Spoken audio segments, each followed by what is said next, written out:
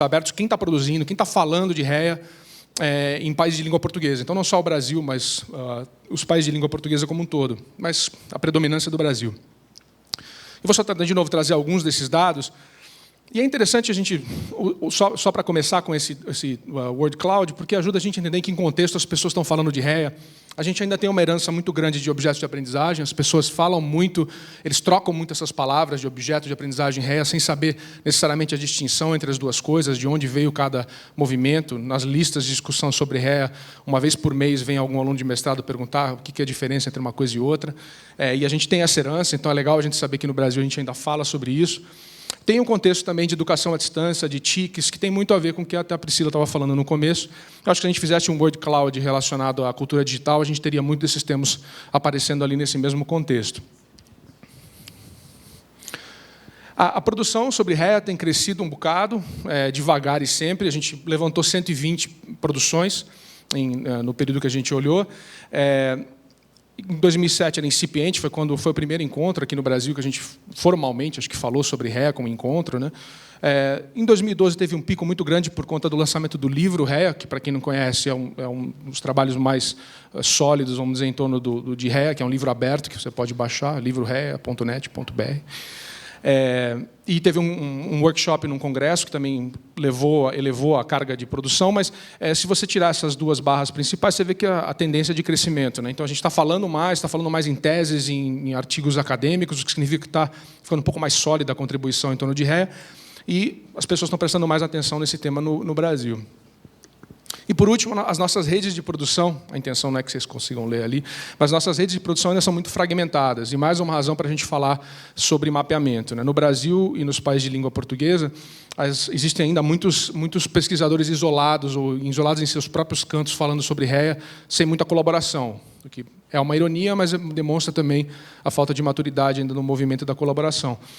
E algumas pequenas redes estão se formando. Uma rede em particular se forma numa distância não muito grande entre universidades que estão falando sobre esse assunto e já começa a demonstrar que a gente está se integrando um pouco mais e falando uns com os outros sobre REA. E isso para nós é muito interessante para mostrar uma maturidade do movimento ao longo do tempo, né?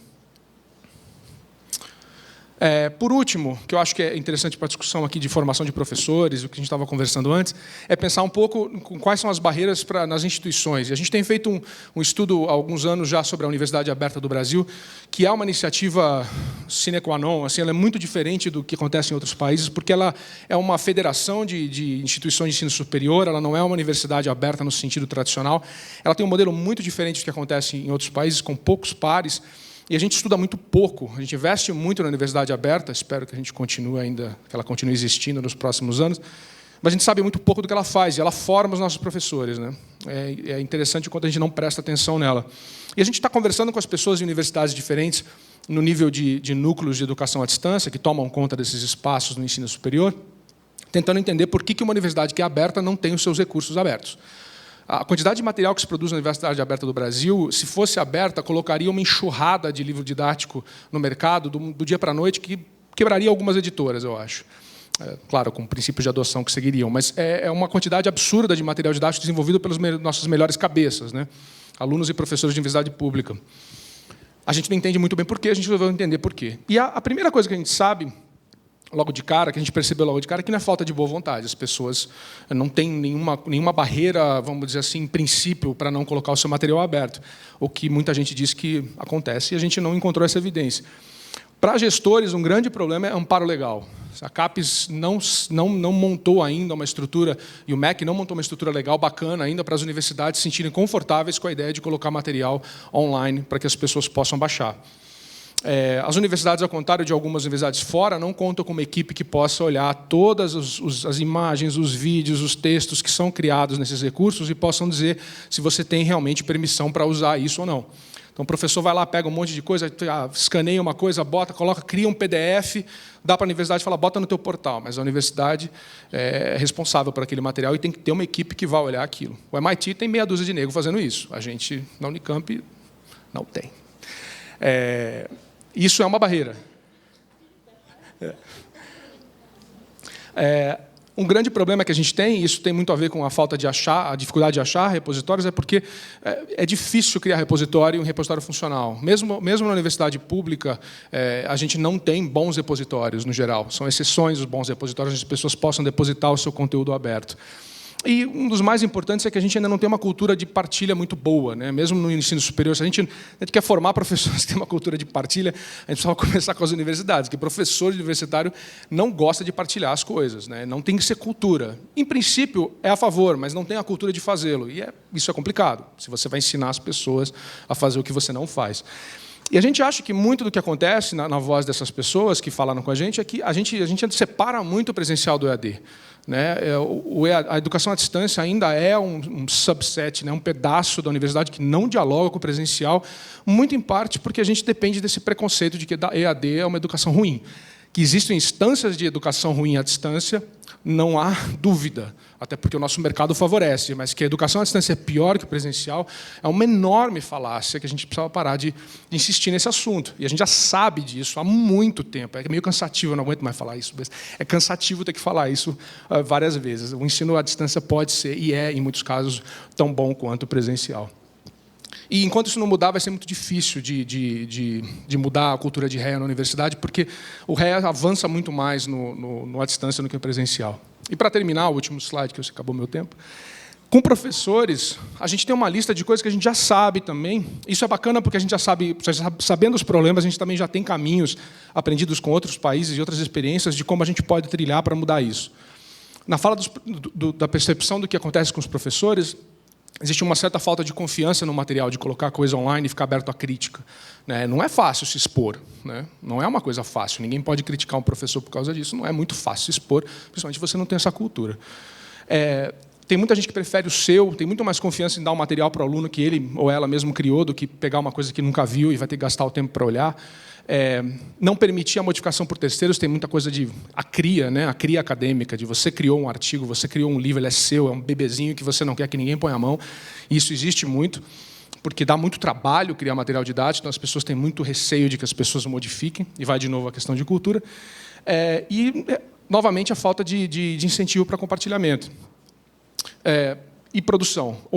Na academia, particularmente, é difícil você incentivar as pessoas a criarem alguma coisa em REA, porque REA dá trabalho, como tudo dá trabalho, custa, dá trabalho. Você precisa dar condição para o cara criar. O que acontece com os periódicos, esse exemplo a gente usa o tempo todo, você não tem nenhum incentivo para publicar abertamente no Brasil. Você tem muito mais incentivo, ao contrário, para publicar fechado, numa revista que tem um Qualis, que às vezes não vale nada, mas é um Qualis altíssimo, que você vai publicar você vai ser muito mais valorizado por isso do que publicar abertamente, onde você vai dar acesso público ao conhecimento científico. Então, quando a gente não mudar as estruturas de incentivo, o cara na academia e o cara na escola não vai ter nenhum incentivo para ficar mais 2 horas trabalhando para procurar licença e verificar a licença e produzindo um software livre, blá, blá, blá, que ele não está acostumado a fazer. Então, tem que ter essa estrutura de incentivo. Por último, os dados e o site estão aí, se quem tiver interesse em pegar mais informações. Os colaboradores dos projetos estão ali no lado. Eu sugiro que vocês sigam eles no Twitter. Também são pessoas fantásticas que trabalharam comigo nesses dados. E depois fico à disposição para mais perguntas. Obrigado. Obrigada, Theo. E eu não sei como vocês veem isso, né? Eu sou uma problem solver, eu gosto de solucionar problema. Como a Pri, eu ainda preciso aprender mais design thinking, ela ainda tem que me ensinar mais, mas a gente está aqui para resolver problema. Eu vejo o problema como oportunidade. Eu acho que esses problemas que o Theo mapeou, é importante que a gente tenha dados reais, e aí é importante entender qual a narrativa que a gente vai construir para depois seguir desses dados. Eu acho que algumas coisas que ele apontou, já existem algumas soluções aparecendo. Essas soluções, muitas delas ainda não chegaram aqui, já chegaram em outros países, e a questão é como nós, brasileiros, vamos liderar ou seguir, ou construir sobre, ou melhorar, ou tropicalizar, o que vocês quiserem falar sobre isso. A questão dos repositórios, por exemplo, é uma questão muito clara. No PL de REA, que a gente criou lá atrás, que está sendo alterado agora por uma linguagem mais adequada à reforma de direito autoral, inclusive, tem a exigência lá de repositórios com dados abertos, com metadados abertos. Em 2005, 2007, essa tecnologia não existia. As tipologias não existiam. Hoje elas existem. Existe um consórcio internacional chamado COAR, C-O-A-R, de repositórios, que trabalha com todos os estándares abertos, que trabalha com como você desenvolve repositórios federados. Porque não adianta, né, uma universidade investir em um repositório, a outra investir em outro repositório com outra tecnologia, e esses repositórios não se comunicarem. Então, vamos ver esses problemas como oportunidades e vamos agir sobre eles, porque eu acho que já tem muita coisa. A questão de incentivos de professores é uma coisa. Ao mesmo tempo que na CONAI a gente viu tanto professor querendo comprar essa briga, ninguém falou não para a REA. Todo mundo entendeu, todo mundo gostou. Por isso que entrou no PNE. A gente chegou lá de última, né? A gente conheceu o Daniel Cara naquele momento. A gente estava pegando o bonde andando. Mas o pessoal entendeu que isso aqui serve para qualidade da educação, apropriação regional e assim por diante. O pessoal do Folhas lá no Paraná, que já foi mencionado, eles criaram um novo sistema de incentivos. Eles deram sabáticos, eles utilizaram o REA para plano de carreira e melhoria. A gente tem tentado sim conversar, antes mesmo que estava em consulta pública, em 2010, a gente conversava com o pessoal do MEC para a formação de professor, pensando o REA como uma metodologia para fazer inclusão digital. Não adianta deixar o computador, mas o que a gente vai criar? Então, vamos criar um REA, né, um currículo de inclusão digital, aí, de treinamento de professor, que tenha um objetivo final, que, por exemplo, seja o REA. A questão do incentivo são coisas debatidas, sim, internacionalmente. O movimento de acesso aberto no Brasil, que não tem lei, que as leis sempre foram negadas lá no Congresso, já ganhou na prática com o Cielo e com a gente tendo que colocar links do Cielo no Lattes. Então, na prática, o Brasil é um líder de acesso aberto por prática e não por política, e a gente podia fazer alguma coisa parecida com o REA. Né? Nas suas instituições educacionais, vamos parabenizar quem compartilha. Né? Vamos dar incentivo educacional, até porque, se você é um professor e você tem aquela motivação de ser professor, você acorda falando, vou dar aula hoje, isso é bom para mim, porque foi a minha escolha de vida. Se você adota a REA, como a gente viu que a Pri falou, já aparece nas search engines, né? No Google, no Yahoo, no Creative Commons, no Flickr. E se você adota a REA com licença aberta, geralmente a sua produção aparece antes nos resultados da pesquisa. Então, a adoção é muito maior. Já existem dados e estatísticas sobre esse aumento de adoção. O Hal Plotkin vai falar um pouco mais sobre isso em relação à pesquisa que eles fizeram nos Estados Unidos. Então, já existem caminhos de solução para esses problemas mapeados. Né? Basta a gente aí encontrar essas comunidades práticas, encontrar as pessoas, encontrar os consórcios e participar disso. Agora, vamos voltar para os nossos convidados estrangeiros, o Jan Gondal, da Eslováquia, que trabalha com tudo isso, REA, dados abertos, acesso aberto, governo aberto. Vamos lá, obrigada, Jan. Well, thank you very much. All right. Yep, thank you. So I'd like to tell you a few things about what has happened in Slovakia, what actions we have taken in the area of open education, and also something that hopefully you can use yourselves. How many of you are teachers in this room? Okay, quite a few. How many of you who raised your hand are in the primary or secondary education? Okay, and how many of you are college teachers or university teachers? Quite a few. All right. Well, first, let me introduce the Open Government Partnership. It's an organization that has currently 65 members from around the world.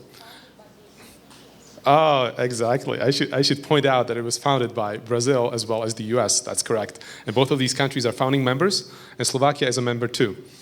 And the United States was the first country that introduced the first commitments about open educational resources last year, when President Obama introduced these commitments at the United Nations.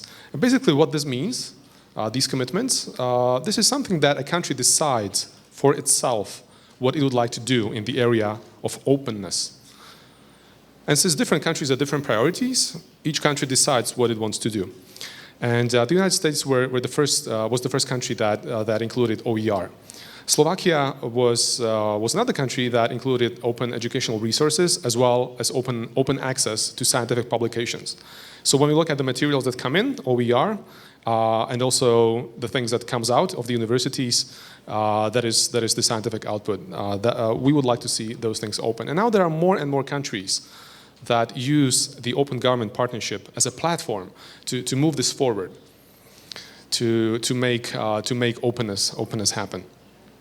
So what I'd like to mention now is exactly what Slovakia did in terms of openness, and what I, as a teacher, now I work for the government, but before I work at a university, so I'd like to share some things that I personally found helpful, and since I saw so many hands here who are teachers, so hopefully some of these things will be useful to you, and also some places where you can find resources that you can use in your teaching practice.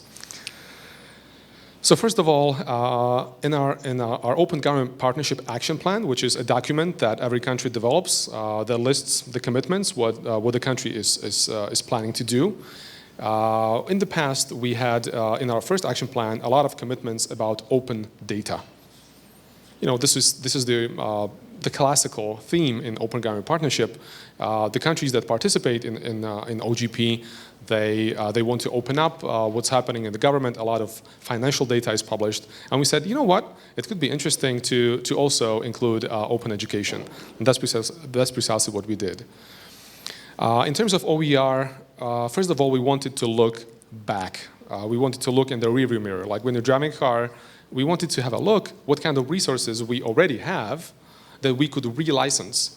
So one of our commitments was, let's make an audit, let's have a look at what resources we have already produced, and let's see where we can attach an open license. And the result was that not very many. A lot of content was produced, but we realized that a lot of different groups are holding copyright, and therefore it was not possible to simply relicense this content, even though it was paid with public money. And the ministry was actually quite surprised, Ministry of Education. They thought they owned the copyright, but when they looked at the details, it turned out that there were always little things that did not allow a lot of content to be published. So that was the look back to see what content we already have.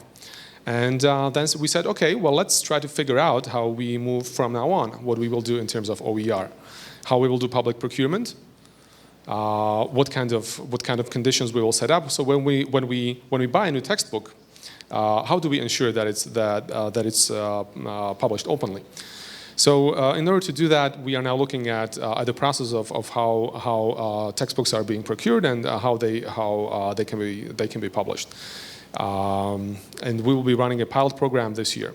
In terms of open access, this is the output, what the universities publish when scientific articles are published. First of all, we want to make sure that there's a repository where we can publish the content. So when we decide, okay, sounds like a good idea, let us make open access happen, we want to be sure that there's a place to deposit these materials. And obviously, universities can have their own repositories, their own place where they can do that. We want to also have one central repository for the whole country. We're much smaller than Brazil, so it's over 5 million people in our country, just like one part of Sao Paulo, the entire country of Slovakia. So for us, it makes certain sense to have a central repository to store all that content. As soon as barriers will be identified that will stop these articles from being published, we will devise a plan how we will actually carry out this publishing. Just to point things out, we see both open educational resources as well as open access as part of a bigger picture. There's a chapter called not just OER, there's a chapter called Open Education. And just like Priscilla mentioned, open education is so much bigger. There are open practices. There are ways in which school can function in an open way, which also belong to open education. And with that, I would like to share a few personal stories. It is nice to have high-level policy that covers openness and enables the creation of open educational resources. It's really good to have. At the same time, what needs to happen is also something that happens from the bottom up. So you as teachers, it's really about what you do about your practices in your schools and your teaching methods. This is really what matters for open education. And I would like to show you a few examples. I know that many of you already use a lot of open practices, and I can show you just a few examples how you can make a decision to take a step to make open education happen today. How many of you know this logo? Okay, it's Brazilian Post, right? What is it? It's Dropbox, exactly. And I discovered Dropbox a long time ago, just like probably most of you. And I started using it in education in the year 2010. And basically, the idea was, before Dropbox, what you would do is you would email students at the beginning of the semester. You would email them the course materials in college. But in Dropbox, we would just upload them and share them. And that was a nice first step. But then what we started to do, as the class went on during the semester, we would add more materials. Sometimes a student found a fantastic article that was useful. So what we did, we just put it in Dropbox, and everybody had it in a few minutes. So we started using it a little more. Well, then we started collecting assignments. So when the students wrote their assignments, they would not send them by email to me, the teacher. They would save them in Dropbox. And they knew that their classmates would see what they write, so they would try to keep the quality a little better. If you know that everybody's looking at you, or can potentially look at you, you try to keep it up a little bit. So we started using Dropbox quite a lot. And for every class that I was teaching, and my colleagues were teaching, they soon started using Dropbox too. Well, we just created Dropbox for every class, and we would share a lot of materials that way. This was a useful solution because it was very simple to use. If somebody didn't have internet connection all the time, Dropbox, when you connect, it downloads all the content and works offline very nicely. And today, when you have students and they do not have a good computer and an internet connection, it works on the mobile device as well in a limited mode. Then we took the next step. We started doing peer-to-peer rating. What this means, when the students submitted the assignments, it wasn't me who would give them grades. Well, eventually I did, but what they would do is they would look at each other's assignments and they would rank them from the best to the least good. They would assign points, and they were grading each other. And by doing this, they learned a lot. So, well, you can have a look, say, well, Dropbox, it's a closed source product by an American company. This is not really open education. And to an extent, you may be right. You could use something called OwnCloud, which is an open source alternative to Dropbox or some other program. But the idea was, it opened up education a little bit. Because it wasn't from the teacher to the students, but it started to be from one to the other. It's starting opening up education. And this was an important step. A little later, we moved to a school-wide system. We set up a MediaWiki, which is a wiki system, and the students would no longer save the assignments in Dropbox, but they would put them on a wiki page. So we started building up a knowledge base for the school.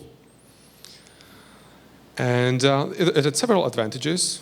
For example, sometimes students would copy and paste things from sources that they had no right to use.